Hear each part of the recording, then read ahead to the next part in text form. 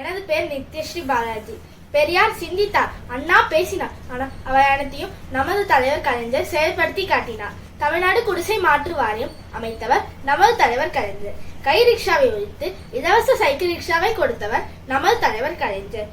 என்னை போன்ற மாணவ மாணவிகளுக்கு 12ஆம் வகுப்பு வரை இலவச கல்வி கொடுத்தவர் நமது தலைவர் கலைஞர். பெண்களுக்கு மகளிர் சுய உதவி குழு அமைத்தவர் நமது தலைவர் கலைஞர். ஐயர் திருவள்ளுவருக்கு சிலை வைத்தவர் நமது தலைவர் கலைஞர். சமத்துவபுரத்தை கொண்டு வந்தவர் நமது தலைவர் கலைஞர். உழவர் சந்தையை உருவாக்கியவர் நமது தலைவர் கலைஞர். சமச்சீர் கல்வியை கொண்டு வந்தவர் நமது தலைவர் கலைஞர்.